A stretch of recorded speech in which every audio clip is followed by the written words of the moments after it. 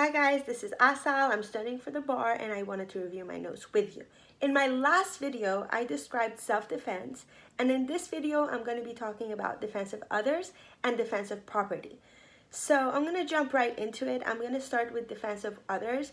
Basically, what happens if you're walking in the street and you see someone's beating the out of someone else, what do you do about it? You wonder to yourself, can I jump in and defend this person or not? So I'm going to talk about that in this video. So under the common law and the model penal code, use of force to protect a third party is allowed, and traditionally only to the extent that the third party would have been justified in defending himself, and nowadays wherever it appears that is reasonably necessary to do so.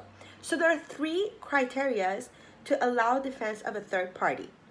The first criteria, the defendant must use no force than what the defendant would be entitled to use as a matter of his own self-protection. The second criteria, the circumstance must be such that the third party would be justified in defending himself with the same amount of force used by the defendant. The third criteria, the defendant must believe that the intervention is necessary.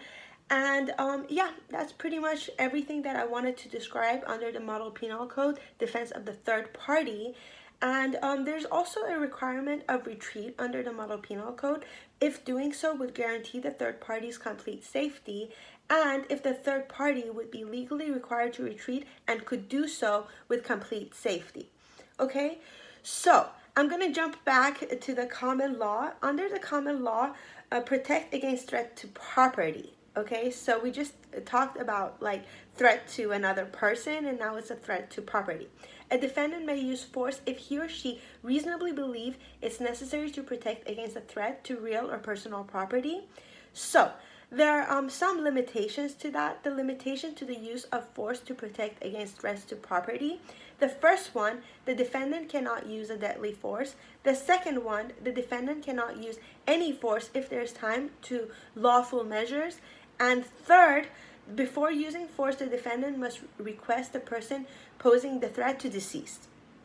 And fourth, the property must be in defendant's rightful possession. Okay, the defendant may recover property if he seeks to do so immediately after the property is taken, and the person who has taken the property does not have legitimate claim to it. Okay. And then now back to the model penal code. Protect against threats to property. A defendant may use non-deadly force in order to stop someone from trespassing on real property or carrying away the defendant's personal property. Okay, so under the model penal code, there are two circumstances when the defendant may use a non-deadly force to recapture property. The first one, if the defendant immediately seeks to recapture the property, and then the second one, if the defendant reasonably believes that the intervening party has no legitimate claim to possession. This is almost the end of my lecture. This is the last thing I'm going to say, and then I'm going to say goodbye because I want to keep it under 5 minutes, and it looks like it might be under 4 minutes, so good for me. So, under the model penal code, the defendant may not use deadly force if he or she can safely retreat and surrender the property to a person who claims to have rights to it, and comply with a demand to refrain from taking action that he or she is legally obligated to take. So this is everything I wanted to say about defense to self-defense. That was another video. Defense of others, and now defense of property. I hope you enjoy studying. Have a good day.